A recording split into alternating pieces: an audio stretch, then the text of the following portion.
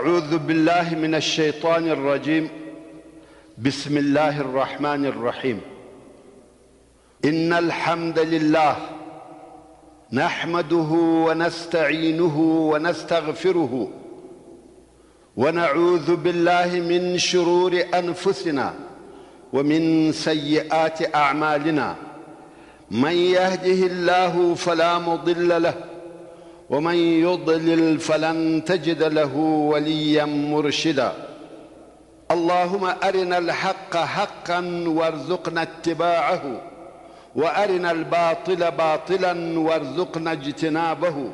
أما بعد، فتيرك موږ هغه پیښه او واقعه بیانول کم وخت چې د رسول الله صلی الله علیه و آله وسلم عمر اتکاله سو، عبدالمطلب هم وفات سو، چې دا د محمد صلی الله علیه و آله وسلم د پاره بل وار یتیموالی وو.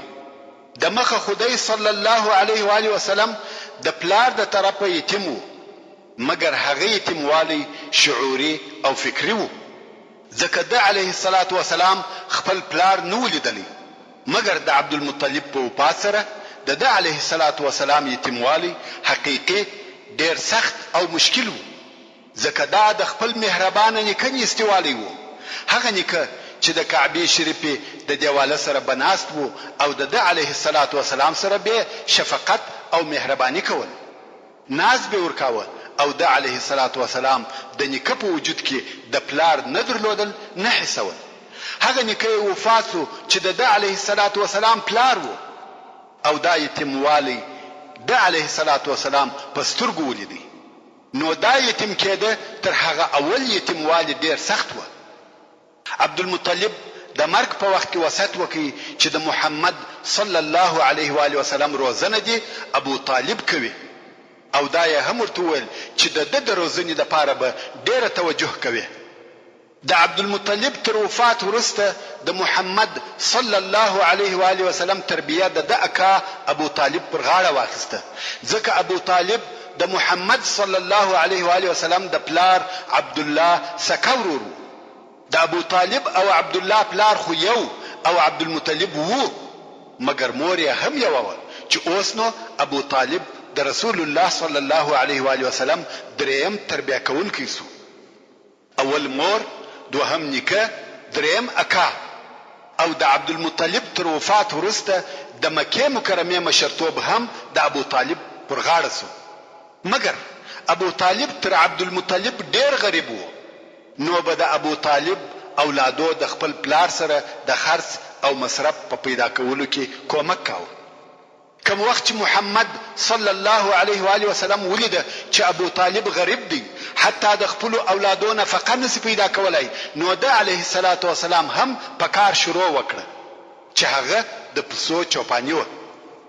او دا معلومه خبره ده چې چوپانی تر شهر د باندې وي، نو رسول الله صلی الله علیه و آله وسلم به د شپې او ورځې تر مکې مکرمې د باندې پاتې کېدی، چې په دغه چوپانی کې د یوه طرفه هغه د صحرا ژوند شروع سو، چې د هغه فایدې مو د مخه درته بیان کړي دي، او د بله طرفه په خپله چوپانی هم ډېرې فایدې لري چې علماء کرام یې داسې بیانوي. اول، پر حیواناتو مهرباني، چې دا خوی په رسول الله صلی الله علیه و آله وسلم کې موجود وو. رسول الله صلی الله علیه و آله وسلم یوازې دا نه چې پر انسانانو مهربانه وو، بلکې حیواناتو هم د علیه الصلاة والسلام د رحمت او مهربانۍ څخه حصه حاصله کړې ده، چې دغه رحم په شرعي احکامو کې ډیر واضح او ښکاره دی. مثلا د حیوان د حلالولو دپاره به چاړه تیروي، یو حیوان به د بل حیوان و مخته نه حلالیږي، او داسې نور. په چوپانی کې حلم او صبر حاصلیږي، پسونه شاوخوا پاشل کیږي، د هغو د راټولولو او یو ځای کولو طریقه زده کیږي. پسونه باید د دشمن څخه وساتل سي، چې دا ټوله د امت د یو ځای کولو او ساتلو دپاره تجربې وي. او رسول الله صلی الله علیه و آله وسلم دا هم زده کړه چې خپل مصرف په خپل لاس پیدا کړي. تر اوسه خو یې اعتماد د مور یعنی کپر نفقه وو، خو اوس یې د خپل لاس په کار کولو او مصرف پیدا کولو شروع وکړه. نو د علیه الصلاة والسلام د اتکلنۍ څخه په چوپانی شروع وکړه. او تر هغو یې دا کار کاوه چې عمر یې تقریبا 21 کلو ته ورسېدی. البته په مابین کې د یو څه مودې دپاره به پاته سوی وي او دغه چوپانۍ د ده علیه الصلاة والسلام د عمر ډېره موده په بر کې ونیول. رسول الله صلی الله علیه و آله وسلم فرمایي ما من نبی الا ورع الغنم، یعنی داسې نبی نسته چې د پسو چوپاني یې نوي کړي. نو دا وظیفه ټولو انبیاو علیهم السلام پر ځای کړې ده. علماء کرام د چوپانۍ په پایدو کې یوه هم دا بیانوي او وایي کم نفر چې په دشت کې د پسو په پیولو مشغول وي نو دی تنها وي او تنهایی سړی و چرت او فکر ته پرېږدي. نو په آسمانو، ستورو، لمر او سپوږمۍ کې فکر وهي، دې برابر نظام او الهي قدرتو ته ګوري چې دغه افکار د انسان د روح د صفایي او پاکوالي سبب ګرځي. مګر کم کسان چې په ښارو کې اوسېږي هغه په تګ او راتګ مشغوله وي، دا ولاړی هغه راغلی، نوی نوی خبرې او حوادث اوري، فکر یې ګډوډ وي. انسان د الله عز وجل په قدرتو کې و فکر وهلو ته نه فارغه کیږي. نو دا هم د دشت او صحرا فایده وه چې رسول الله صلی الله علیه و آله وسلم یې و فکر کولو ته فارغه کوي. په دغه وخت کې چې رسول الله صلی الله علیه و آله وسلم په چوپانی مشغول وو، ابو طالب د تجارت په کار اخته و. کوم وخت چې د رسول الله صلی الله علیه و آله وسلم عمر 12 کلو ته ورسېدی، په دغه وخت کې ابو طالب قصد درلودی چې شام ته په تجارت لاړ شي. قافله تیار شوه، خو کوم وخت چې ابو طالب د تلو اراده وکړه رسول الله صلی الله علیه و آله وسلم ورته ټینګ شو چې ما هم در سره بوځه. ابو طالب نه غوښته چې محمد علیه الصلاة والسلام یې په دغه سفر کې ملګری وي. مګر رسول الله صلی الله علیه و آله وسلم تر کالو ټینګ او ویل خامخا به مې در سره بیایه. څرنګه چې محمد صلی الله علیه و آله وسلم پر ابو طالب ډیر ګران وو، نو آخر راضی سو او رسول الله صلی الله علیه و آله وسلم یې د ځان ملګری کړ. دا نو تر مکه مکرمه د باندې او شام ته د رسول الله صلی الله علیه و آله وسلم اول سفر و. او په دغه وخت کې د رسول الله صلی الله علیه و آله وسلم عمر 12 کالو. خیر، قافله حرکت وکړي. کوم وخت چې د شام و حدود ته ورسېده نو قافله نږدې و یو دیر یا صومعه ته واړول. دیر یا صومعه د نصاراو د عبادت وځای ته ویل کیږي او د دوی راهب هلته په کلو کلو ناست وي، نه راوځي. خواړه او اوبه هلته ورته پراته وي او راهب په عبادت مشغوله وي. د قریشو تجارتي قافلې به همیشه پر دغه لار د دغه صومعه سره تیرېدې، خو نه به قریش دغه صومعه ته ورتله او نه به هغه راهبان ورته راوتل. خو نن چې قافلې نږدې و دغه صومعه ته واړول، د دغه صومعه د راهبانو مشر چې بحیرا ورته ویل کېده د مخه لا تر صومعه د باندې ولاړ و او د لرې څخه و قافلې ته کتل. خو ډېر عجب او نادره کارونه په دغه قافله کې ولیده. ویل ده چې د قافلې پر سر اوریځ ورسره رهیده. نو بحیرا په تعجب کې سو او پوسو چې په دې قافله کې یو سر او راز سته. خو کوم وخت چې قافله نږدې و صومعه ته واړول، بحیرا و خپل ملګرو ته وویل چې نن خواړه ډېر پاخه کړي او یو نفر یې قافلې ته هم ورولېږي چې ورسه او ورته ووایه تاسې نن زموږ میلمانه یاست او په قافله کې به څوک نه پرېږدئ، ټوله راسئ. د قافلې خلقو هم دا دعوت قبول کړي او ټول ورغله. یوازې محمد صلی الله علیه و آله وسلم یې د قافلې سره پرېښاوه چې د قافلې د سامانو ساتنه وکړي. اوس نو د قافلې ټول نفر ناست دي، خواړه راغله او په خوراک یې شروع وکړه.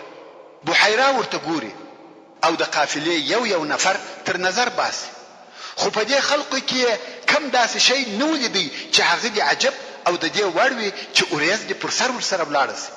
د نصاراو علماو ته دا ور معلومه وه چې د نبی الاخر زمان د راتګ وخت او زمانه رانږدې دي، نو ځکه دوی په علامو او اشارو پسې ګرځېده. خو بحیرا په دې خلقو کې د توجه وړ هیڅ شی ونه لیدی. نو یې پوښتنه ځینې وکړه چې تاسې ټوله راغلاست؟ څوک مو نه دي پرې ایښي؟ دوی ویل هو ټوله راغلو، خو فقط یو کوچنی مو د قافلې سره پرې ایښی دی چې زموږ د سامانو ساتنه کوي. د قافلې د خلقو څخه یو نفر وویل والله موږ بد خلک یو، موږ راغلو خواړه خورو او یتیم مو پرېښاوه. نو یو نفر یې ولېږي چې ورسه محمد صلی الله علیه و آله وسلم هم راوله. نفر ولاړی او محمد علیه الصلاة والسلام یې د ځان سره راوستی.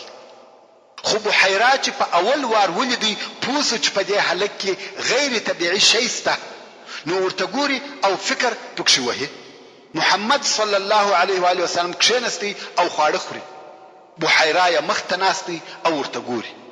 بیا نو بحیرا د محمد صلی الله علیه و آله وسلم څخه په پوښتنو شروع وکړه او ویل ستا د پلات او عزا سره قسم وي. ورونو لات او عزا د مشرکانو دوه بوتان وو او دا قسم هم د مشرکانو وو.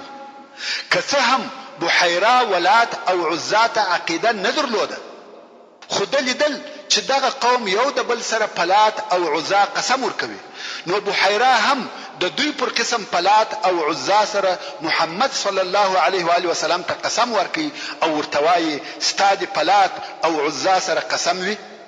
رسول الله صلی الله علیه و آله وسلم ورته وویل پلات او عزا سره قسم مه راکوه، قسم په الله چې ما هیڅ کله د هغو عبادت نه دی کړی او د هیڅ شي څخه مې دونه بد نه راځي لکه د لات او عزا څخه. ورونو دا دې تاسې ته معلومه وي چې رسول الله صلی الله علیه و آله وسلم د ژوند د شروع څخه هیڅ کله د بد عبادت نه دی کړی. که څه هم د ده علیه الصلاة والسلام قوم او کورنۍ ټول بت پرستان وه، خو ده صلی الله علیه و آله وسلم هیڅ کله نه و بت ته سجده کړې ده او نه بت مشرف بللی دی چې دا د الله جل جلاله د طرفه څخه ساتنه وه. هو یو نفر ممکن د خپل کورنۍ په لارښوونه یا د سالمې تربیې په سبب د ځینو بدو کارو څخه بیزاره وي، مګر د رسول الله صلی الله علیه و آله وسلم د بوتانو څخه نفرت او لرېوالی د خپل کورنۍ د تربیې په سبب نه و، بلکې دا د الله جل جلاله د طرفه څخه ساتنه وه. نو راهب ورته ویل ښه ستا دې په الله سره قسم وي چې حق او حقیقت به راته وایه. رسول الله صلی الله علیه و آله وسلم ویل هو په الله سره قسم راک. نو بحیرا راهب په پوښتنو شروع وکړ څه فکر وهې، په خوب کې څه شي وینې، څنګه حالات درته پیښیږي، داسې ډېرې پوښتنې ځینې وکړې او رسول الله صلی الله علیه و آله وسلم جوابونه ورته وایي. بحیرا خو عالم و او په آسماني کتابو کې د آخري نبي علامې موجودې وې او بحیرا هغه ټول علامې په محمد صلی الله علیه و آله وسلم کې ولیدې. نو یې ورته وویل ته دې شاه یا ملا راته لڅکه پرېږده چې ملا دې ووینم. رسول الله صلی الله علیه و آله وسلم هم خپل ملا لڅ کړه او بحیرا ولیده چې پر ملا یې د نبوت مهر هم سته، هغه مهر چې په ډیرو صحیح احادیثو سره موجودیت ثابت دی. علماء کرام د نبوت د مهر داسې تعریف او بیان کوي چې خاتم النبوه د رسول الله صلی الله علیه و آله وسلم د دوو مبارکو اوږو په مابین کې یو تور داغ دی او په هغه داغ کې وریښتان دي لکه د چرګ د سر چارخل او دغه تور داغ پر شاوخوا نور ډیر تور خالونه هم شته چې دغه علامه د نبوت مهر دی. او بحیرا دغه علامه ولیده او وی پیژنده. نو یو ابو طالب ته مخ ور واړاوه ویل دا هلک دې څه دی؟ ابو طالب ویل دا مې زوی دی. بحیرا ویل د ده پلار باید نه وي ژوندی، ځکه بحیرا ته دا معلومه وه چې د آخر الانبیاء علیهم السلام یا علیه السلام د علامو څخه یوه هم دا ده چې یتیم به وي او اوس یې ولیده چې ټول علامې په دغه هلک کې موجودې دي او دا یوه علامه مخالفه ده، دا نه سره لګېږي. نو ځکه یو ابو طالب ته وویل دی باید پلار ونه لري. ابو طالب ویل هو دی زما وراره دی. بحیرا د ځان سره وویل اوس صحیح سوه. نو یې ابو طالب ته وویل چې وراره دې بیرته مکې مکرمې ته بوځه، که شام ته در سره ولاړ سي هلته یهود پیژني او که وپیژندی ضرر ورسوي. ابو طالب هم پر خپل وراره وبېرېدی. نو ابو طالب په خپله نه ورسره راوګرځېدی، خو یو بل نفر یې ورسره ملګری کړي او محمد صلی الله علیه و آله وسلم یې بیرته مکې مکرمې ته راوستی او دا سفر یې پوره نسو. ورونو دغه د بحیرا قصه هم د رسول الله صلی الله علیه و آله وسلم د نبوت د علامو څخه یو لوی علامه ده.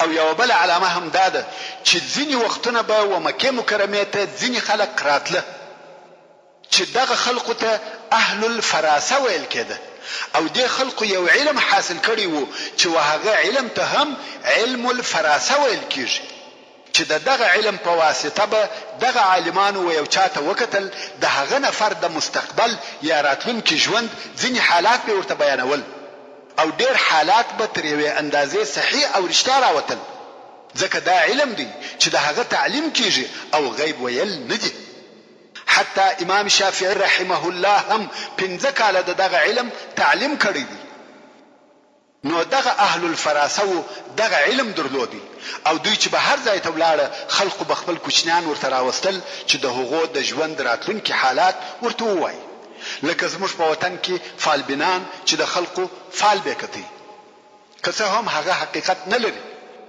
نو دغه اهل الفراسه څخه یو نفر یو وخت و مکې مکرمې ته راغلی او خلقو خپل کوچنیان ورته راوستل چې د ژوند راتلونکي حالات یې ورته ووایي په دې جمله کې ابو طالب هم خپل وراره محمد صلی الله علیه و آله وسلم ورته راوستی او دا واقعه هم هغه د شام تر سفر وروسته و نو محمد علیه الصلاة والسلام یې ورته راوستی او د کوچنیانو په قطار کې د دم مخ ته کښېناوه دغه د علم الفراسه عالم تر اوسه د کوچنیانو په لیدلو او کتلو شروع نه ده کړې خو محمد صلی الله علیه و آله وسلم ته ډېر په ځیر او دقت سره ګوري او دغه کتل هم غیر عادي او غیر طبيعي و مخته ګوري لوړ ورته ګوري کښته ورته ګوري دا کتل ډېر شدید او حیرانونکی و حتی چې ابو طالب دغه کتلو څخه وبېرېدی بیا نو سړی د یو طرفه څخه د هلوکانو په کتلو شروع وکړ په خپل کار مشغول سو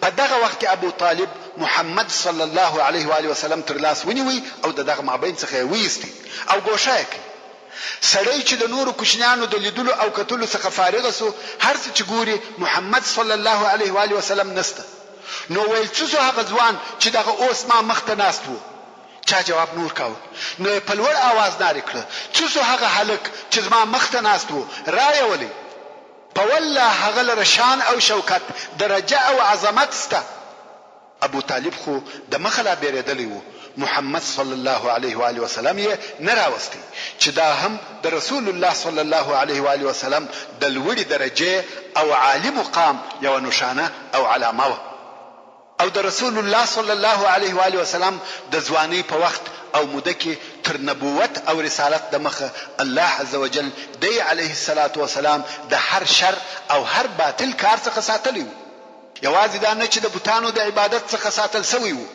بلکې د هر هغه عادي او کوچني شیانو څخه چې فقط یو اخلاقی خدشه به پکښې وه د هغو څخه هم رب عزوجل ساتلی وو هغه شیان چې په اهل مکه کې هیڅ عیب نه بلل کېده او د ژوند عادي کارونه وه بیا هم الله عزوجل رسول الله صلی الله علیه و آله وسلم د هغه څخه ساتلی وو چې د هغې جملې څخه رسول الله صلی الله علیه و آله وسلم هیڅ د فسق او فجور ځای ته نه دی حاضر سوی د رقص او غنا موسیقي او عیاشي و مجلس ته هیڅ کله نه دی ورغلی یو وخت رسول الله صلی الله علیه و آله وسلم او د چوپانۍ ملګری تر مکې مکرمې د باندې پسونه پیول نو د علیه الصلاة والسلام د واده ساز او आवाज د لري څخه واورېده او په ټول عمر یې دغه محفل نه ولیدلی نو یو هغه خپل ملګری ته وویل ما تر اوسه واده نه دی لیدلی نن شپه ته زما پسونه ګوره او زه به ولاړ سم چې دغه واده ووینم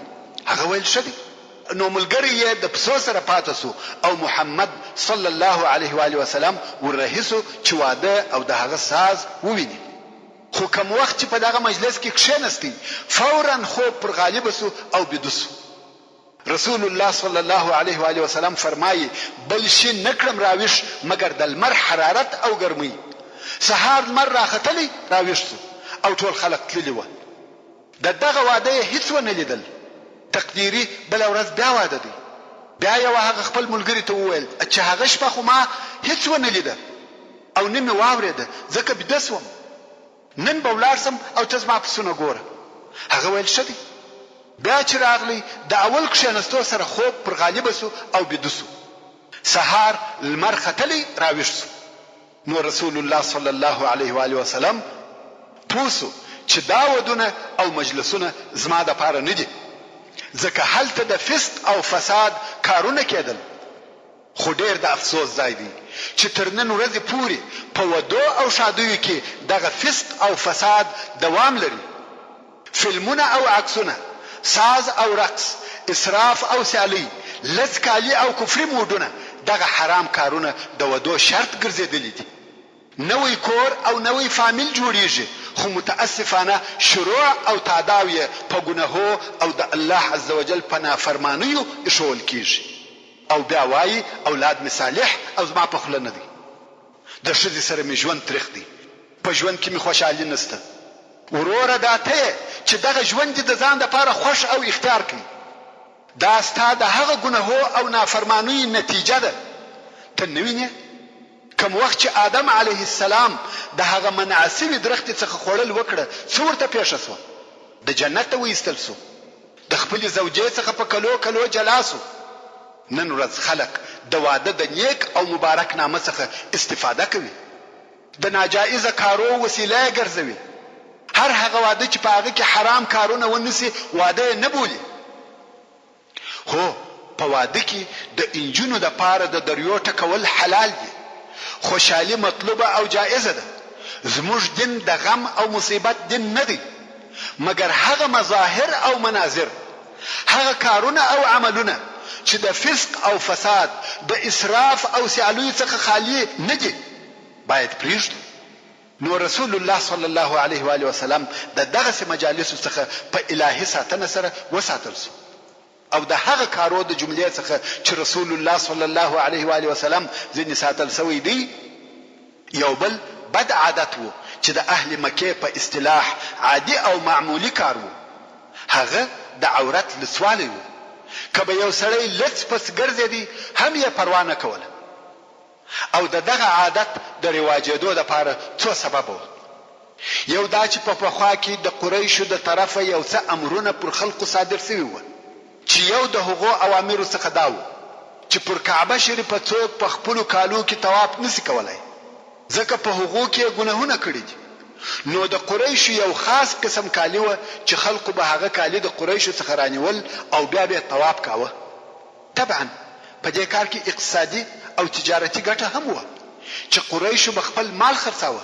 نو کم خلق چې به د باندې څخه مکې مکرمې ته راغله، که به هغه د قریشو کالی نه و ورسره، نو رانیولو ته به مجبوره وه.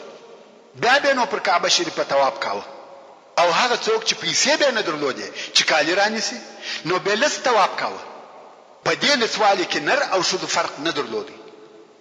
د ډېر جهالت څخه د حیوانیت درجې ته رسېدلی وه. او د لسوالي دپاره بل سبب دا و چې جزیرة العرب په صورت عموم سره غریبان وه، هر چا پوره کالی نه درلوده. نو په مکه مکرمه او عربو کې د عورت لسوالی یو عادي او طبیعي کار ګرځېدلی و. خو پر دغه سربیره رسول الله صلی الله علیه و آله وسلم هیڅ کله نه لڅ طواف کړی دی او نه لڅ ګرځېدلی دی. الله عز وجل دغه بې سترۍ څخه ساتلی و. په عربو کې دغه لسوالی او بې سترۍ د هجرت تر 9 کال پورې دوام درلودی، څو چې د مکې مکرمې تر فتح وروسته رسول الله صلی الله علیه و آله وسلم تر حجة الوداع یو کال د مخه د حج په موسم کې حضرت ابوبکر صدیق رضی الله تعالی عنه مکې مکرمې ته ولېږي او ورته ویې فرمایل خلق خبر که چې تر نن ورځې وروسته به هیڅوک لڅ طواف نه کوي. نو څرنګه چې د ټول بدن لسېده په مکه مکرمه کې یو عادي او طبیعي کار و او هیڅ عیب نه بلل کېدی، نو کم وخت چې به خلقو کارونه کول، خاصتا یو څه درانه او مشکل کارونه لکه ځینې د خټو او بنا کارونه یا د ډبرو نقلول، نو به ځانونه لڅول، بالکل به یې کالي وکشه او کار به کاوه. یو خو به د ګرمۍ تاثیر یو څه لږ سو او بل به کالي نه څیرېده. او د دوی لباس یا کالی چی شو؟ فقط یو د اوږو پټو چې د کمیس کار یې ځینې اخیستی او بل لونګ. نو یو ورځ رسول الله صلی الله علیه و آله وسلم د خپل ملګرو سره کار کاوه او د یو ځای څخه و بل ځای ته ډبرې نقلولې. ویل کېږي چې دغه کار د کعبې شریفې د بنا او جوړولو کار و او د کار ملګرو یې ټول ځانونه لڅ کړي وو، ځکه دوی کالي لږ درلوده. نو کم وخت چې به ډبرې نقلولې لونګ به خلاص کړي او هغه به پر اوږه کښېښاوه او ډبره به پر هغه لونګ کښېښول، نو اوږه به د زخمي کېدو څخه وساتل سوه. رسول الله صلی الله علیه و آله وسلم هم دغه خپل ملګرو سره ډبرې نقلولې، خو هغه ډبره به پر لسه اوږه ایښول ځکه ځان یې نو لس کړی. په دغه وخت کې د رسول الله صلی الله علیه و آله وسلم د اکاګانو څخه یو اکا ورته وویل: ای وراره، که دغه لونګ خلاص کې او پر اوږه یې کښېږدې د دغه ډبرو د آزاره څخه به دې وساتي. کوم وخت چې رسول الله صلی الله علیه و آله وسلم د لونګ د خلاصېدو اراده وکړه، یو دم بېهوشي پر راغله او سترګې یې اسمان ته شخې پاتې سوې. نو کار او د لونګ خلاصېدل دواړه پاتې سوه. د الله جل جلاله په ساتنه پټ او مستور پاتې سو. نو رسول الله صلی الله علیه و آله وسلم هیڅ وخت نه دی لڅ شوی، که څه هم په مکه مکرمه کې لڅېده عادي او طبیعي کار او همدارنګه د الله جل جلاله د طرفه ډېر لوی ادب ورکول شوی دی. کوم وخت چې رسول الله صلی الله علیه و آله وسلم کوچنی او د ابو طالب په کور کې وو، څرنګه چې ابو طالب ډېر غریب او عیالدار وو، نو کوم وخت چې به خواړه راوړه سوه، خواړه به لږ او خوړونکي به ډېر وه. د ابو طالب 10 اولاده وه، نو به څه پېښېده؟ معلومه خبره ده چې پر خوړو به چور او حملې سوې. خو رسول الله صلی الله علیه و آله وسلم دغه نورو هلکانو پر ډول پر ډوډۍ چور نه جوړاوه او حملې نه وهلې، په انتظار به ناست وو. کوم وخت چې به د ابو طالب عیال او اولاده د ډوډۍ خوړلو څخه فارغ سوه، نو به محمد صلی الله علیه و آله وسلم وکتل، که به کم شی پاته وو هغه به وخوړي او که به نه وو پاته دغسې وږی به ګرځېدی. او داسې ډېر پېښېده چې څو ورځې به وږی ګرځېدی، ځکه د هغو څخه اصلا شی نه پاته کېدی. نو رسول الله صلی الله علیه و آله وسلم دغه خپلو ښو اخلاقو په سبب که څه هم وږی به وو، خو د نورو هلکانو پر ډول به پر ډوډۍ چور او حملې نه جوړول. څو یوه ورځ ابو طالب په خپله و دې حالت ته متوجه سو چې دغه نور هلکان خواړه ځینې خلاصوي او محمد صلی الله علیه و آله وسلم ته شی نه پاته کیږي.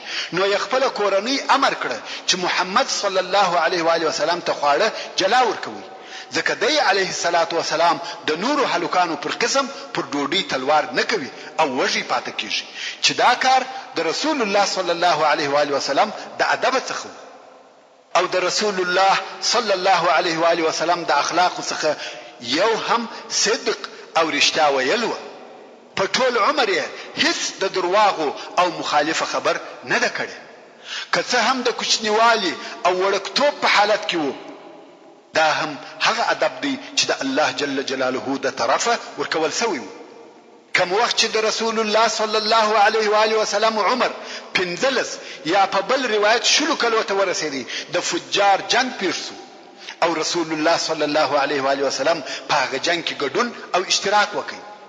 د جنگ فجار یا حرب الفجار بیان خو مې مخکې درته کړی دی چې حرب الفجار وهغه جنگ ته ویل کیږي کوم چې په حرامو میاشتو کې پیښ شي.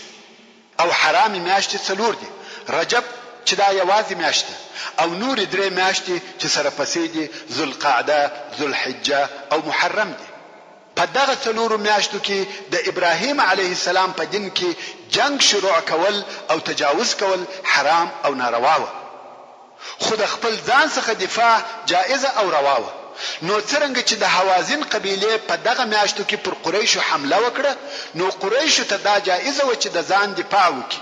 نو په دغه جنگ کې چې حرب الفجار ورته ویل کیږي، رسول الله صلی الله علیه و آله وسلم د خپل کورنۍ او اکاګانو په ملګرتیا د مکه مکرمه څخه دفاع کول. او رسول الله صلی الله علیه و آله وسلم فرمایي: كنت انبلو لاعمامي في يوم الفجار، یعنی ما خپل اکاګانو ته د فجار په ورځ غشي ورکول. او څوک وایي د فجار په ورځ د خپل اکاګانو څخه غشي ګرځول او هغه جنگ کاوه. څنګه چې دا جنگ د ډیر مودې د پاره وو، نو په دغه جنگ کې رسول الله صلی الله علیه و آله وسلم د جنگ کولو طریقه هم زده کړه، ځکه جنگ ولیدي او اشتراک یا ګډون هم پکې کې وکړي. همدارنګ رسول الله صلی الله علیه و آله وسلم فحلف الفضول کې ګډون او اشتراک کړی دی. حلف الفضول یعنی د مظلوم د حقوقو د اخیستلو د پاره قسم، د حلف الفضول جوړېده هم یوه قصه لري. هغه دا چې د اهل یمن څخه یو نفر د تجارت دپاره یو څه مال و مکې مکرمې ته راوړی و او دغه مال یې پر عاص ابن وائل په پور خرڅ کړي.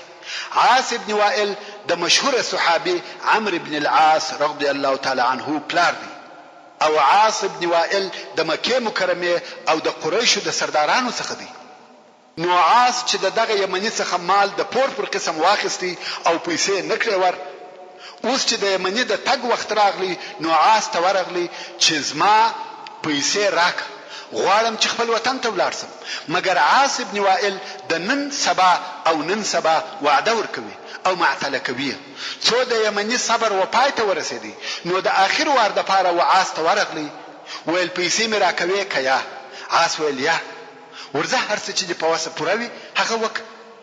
موږ مخکې ویلی و چې هلته د ځنګله قانون و، هر زورور به کمزوري خوړي. اوس هم عاص ظلم کوي. یمنی مسافر او بیچاره دی، نه قوم سته نه قبیله، څوک نه لري چې د کومک وکړي. اوس نو په حیرت کې دی چې څه وکړي. بالاخره وهغه دارالندوه ته ورغلی کوم چې د قریشو د ټولونو ځای و. هلته قریش سره راټول و او یمنی په شعر او بیتو سره د ظلم څخه شکایت شروع کړي، خاصتا د قریشو د ظلم څخه. او ویل که تاسې پر دغه ظلم خوله پټه کړئ نو تاسې هم د ملګري یاست او په الله سره قسم چې په ټولو عربو کې بس تاسې نوم در بد کړم. دلته نو د قریشو نور مشران د دې کار څخه ناراضه او ناخوښه شول، ځکه دوی د مکې مکرمې او قریشو مشران دي او د عربو سرداران دي، او که د دوی د ظلم څخه خلک شکایت وکړي دا د دوی لپاره شرم او پیغور دی او د دوی نوم بدیږي.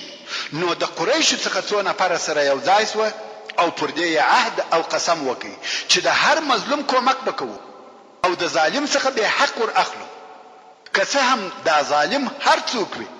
او دا کار په اوله کې درو نفر شروع کړي چې د هر یو نوم فضل و. نو ځکه دغه قسم ته حلف الفضول ویل کیږي او څوک بیا وایي چې دغه قسم ته په دې سبب سره حلف الفضول ویل کیږي چې فضول په عربي کې حقوق ته وایي. نو حلف الفضول یعنی د حقوقو د اخیستلو لپاره قسم، د مظلوم او د هغه د حقوقو د دفاع لپاره قسم. نو دغه درو نفرو په الله سره قسم یاد کړي، هر مظلوم چې په مکه مکرمه کې وي که د اهل مکې څخه وي یا د بل ځای وي د هغه دفاع به کوو او د ظالم څخه به حق ور اخلو، که څه هم دا دفاع زموږ په وینو او مرګ سره وي. خو د مظلوم حق به د تورې په زور ورته راګرځو او بیا یې اهل مکه سره یو ځای کړه. ویل څوک زموږ سره په دې قسم کې ملګري کیږي؟ د مکې مکرمې ډېر خلک د دوی سره په دغه قسم کې ملګري او یو ځای سو چې د هغو څخه یو هم محمد مصطفی صلی الله علیه و آله وسلم. البته دا قصه د رسول الله صلی الله علیه و آله وسلم تر بعثت د مخه. بیا نو دغه نفر ټول سره یو ځای سو، توري او اسلحه راواخسته، د عاص ابن وائل وکور ته ورغله او عاص ته وویل چې موږ د مظلوم سره پر کومک قسم کړی دی، نو دغه سړي حق ورکه، کې نه ورکوي وژنو دي. ورونو دا هم مړانه همت او غیرت غواړي چې د مکې مکرمې د سردارانو څخه او د دوی د قوم څخه یو نفر د ظلم د لري کولو لپاره ووژني. عاص چې دا د دوی عزم او اجتماع ولیده، د دوی اتحاد او اتفاق ولیدي، نو یې د دوی خبره قبول کړه او د هغه یمني حق یې ورکړي. ورونو دلته مې یو بل قصه را پیاس، هغه دا چې یو چا یو څه پیسې د ابو جهل سره کښېښولې، خو کوم وخت چې راغی چې خپل پیسې د ابو جهل څخه غواړي، ابو جهل منکر سو، پیسې نه ورکوي. سړی هر څه وکړه، دې خوا ها خوا ته ولاړی، ابو جهل یې پیسې نه ورکوي. نو سړی راغی د کعبې شریفې پر شاوخوا نور قریش سره ناست دي او هغو ته وایي چې زما مال د ابو جهل سره پروت دی او ابو جهل یې نه راکوي. نو په تاسې کې داسې څوک شته چې د زما مال د هغه څخه راواخلي؟ قریش ورته ویل په موږ کې خو نسته، خو هغه سړی ویني چې هلته عبادت کوي، رسول الله صلی الله علیه و آله وسلم هلته پر لمانځه ولاړ و هغه ته اشاره وکړه، ولته هغه سړی ویني ورسه هغه سړی دی حق در اخیستلی شي. په حقیقت کې دا کار قریشو د پسخند لپاره کاوه، مګر هغه مسافر سړی مجبور شو او مجبور وو. نو راغی رسول الله صلی الله علیه و آله وسلم په لمانځه او عبادت مشغول دی. کم وخت چې د لمانځه څخه فارغ شو نو دا سړی ورته ویله زما مال د ابو جهل سره دی او دغه خلق راته ویله چې بیل تاسو بل څوک یې نسی ځین راخستلای. متوجه اوسئ. رسول علیه الصلاۃ والسلام نور تویل چې وروره دا زما کار نه دی او زما په واسه نه ده پوره. دا یې هم نور تویل چې دا خلقو په تاسو خند وهلی دي. ولاسه په بل چا پسې وګوره چې هغه د قومو د مشرانو څخه وي هغه به درواخلي. یا داسې نور تویل وسړی ته ول درځه. سړی او رسول الله صلی الله علیه و آله وسلم سره ملګری سوله او راغله. رسول علیه الصلاۃ والسلام د ابو جهل د کور دروازه ور وټکول. ابو جهل راووتی. څوک ورته ولاړ دی؟ د ابو جهل لوی دشمن رسول الله صلی الله علیه و آله وسلم. او ابو جهل ته وای دغه سړی مال ورک. هغه پر سترګو لاړې کور ته ننوتی. هغه مال راواخلې او سړی ته په لاس ورک. دوی هم ځل را رئیس قریش او ابو جهل ته ول چې دا دې څه وکړه؟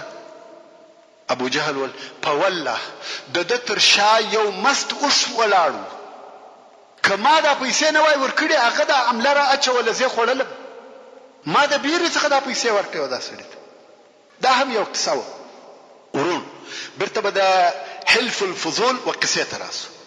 دغه حلف او قسم په جاهلیت او اسلام کې دوام پیدا کړ او باقی پاتې شو. رسول الله صلی الله علیه و آله وسلم په صحیح حدیث کې فرمایي قد دعيت في الجاهلية الى حلف لو دعيت اليه في الاسلام لاجبت.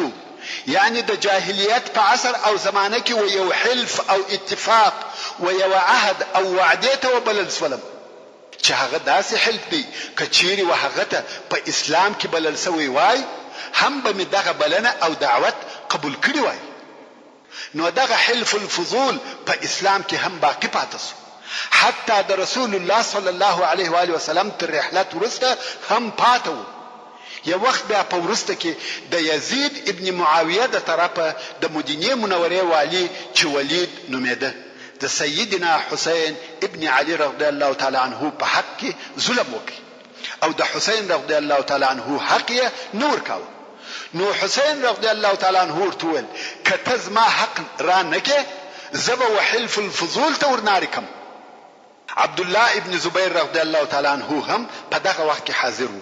نو عبد الله وویل که حسین وحلف الفضول تناری کړي وای قسم په الله ما بخپل تور را استلې وای او تر هغه به مې برته نه وای په پوښ کې کړي چې یا مې د حق ور اخیستی وای یا زوجل سوی وای.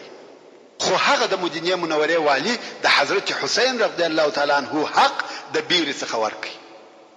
چیرې جنن داسې کسان. مقصد دا چې دغه حلف په اسلام کې هم قائم او ثابت پاتې شو او دغه قسم عهد او قسم اتحاد او اتفاق ډیر شکار دی. په داسې اتحاد کې لوی او مهم مقصدونه شته. کنن ورځ اسلامي حکومتونه دغه اتحادیو او اتفاقیو ته ور داخل سي چې په هغه کې د مظلوم دفاع کیږي دا جائز او شکار دی. حتی که مظلوم د مسلمانانو څخه هم نوي ځکه د اسلام د اهداف څخه یو هم د ظلم استکول او نیستکول دي.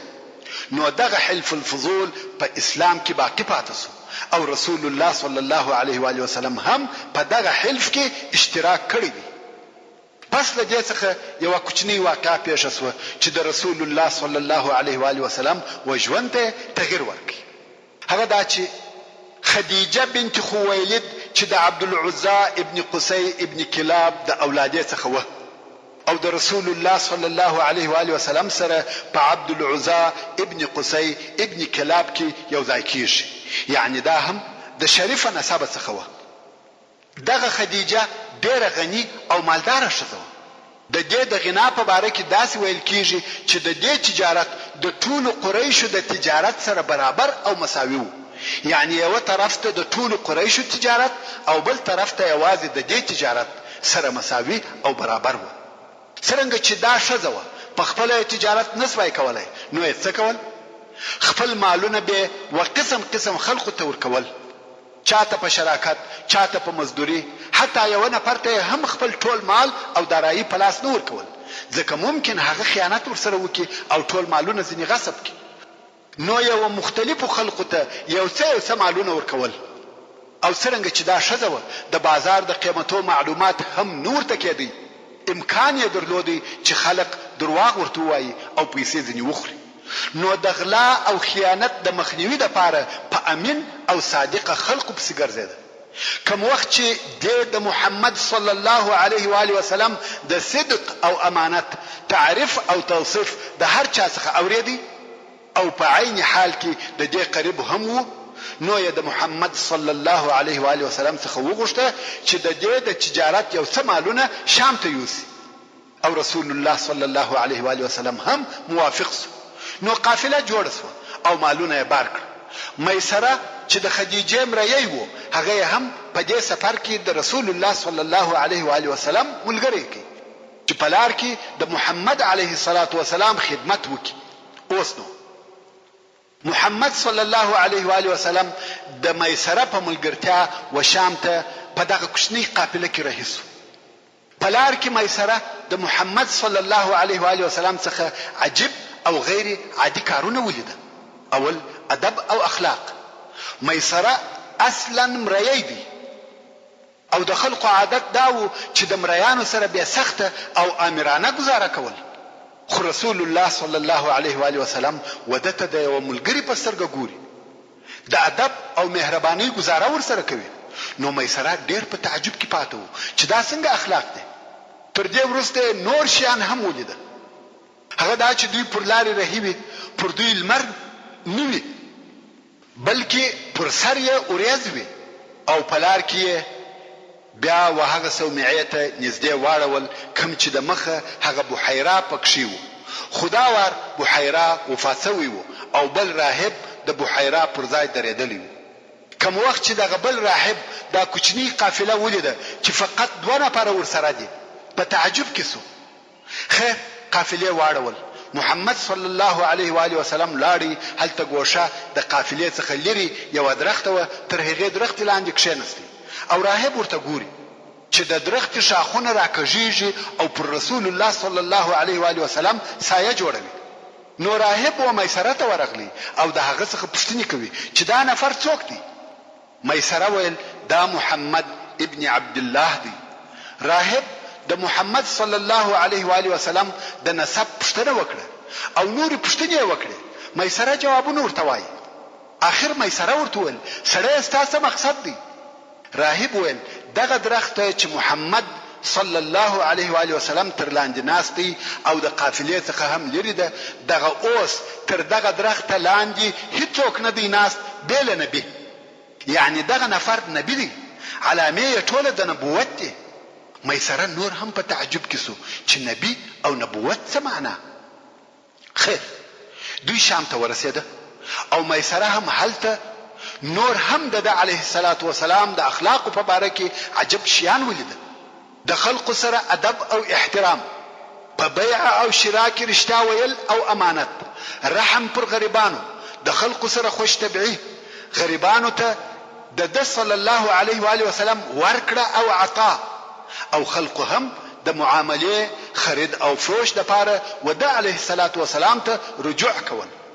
او بل د قریشو د تجارو دا عادت وو چې خپل مالونه به خرڅ کړه نو به را رهي سوه، خو رسول الله صلی الله علیه و آله وسلم داسې ونه کړه. هغه خپل ورسره مالونه چې یې خرڅ کړه په پیسو یې د هغه ځای څخه نور مالونه رانیول او مکې مکرمې ته راوړه. یعنی د مکې مکرمې مالونه په شام کې په ګټه خرڅ کړه او د شام مالونه چې یې راوړه په مکه مکرمه کې په ګټه خرڅ کړه، چې په دې حساب یې 2 واره ګټه وکړه. نو یې ښه او مناسبه ګټه و خدیجې ته راوړه چې بل چا دونه ګټه نه ورته راوړې.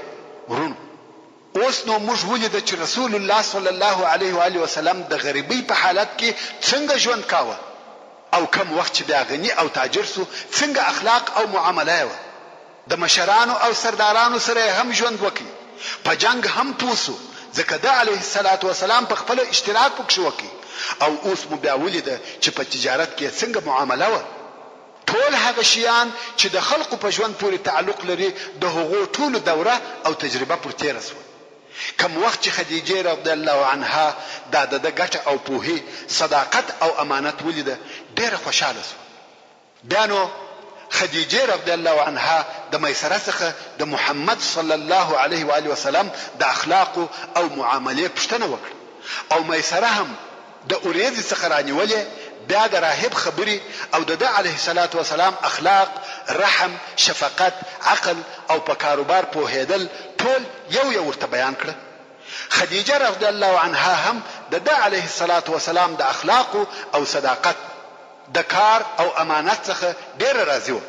او په دغه وخت کې د محمد صلی الله علیه و آله وسلم عمر 25 کاله و او د خدیجه رضی الله عنها عمر 40 کاله و او کونډه هم وه.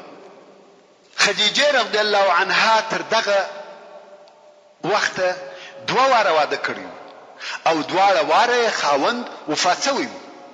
نو څرنګه چې د رسول الله صلی الله علیه و آله وسلم اخلاق او ادب، امانت او صداقت ډېر خوښ شوه، نو یې اراده وکړه چې د علیه الصلاة والسلام سره واده وکړي. محترم ورونو، زموږ د بحث پاتې حصه به ان شاء الله تعالی په راتلونکي کې واورئ.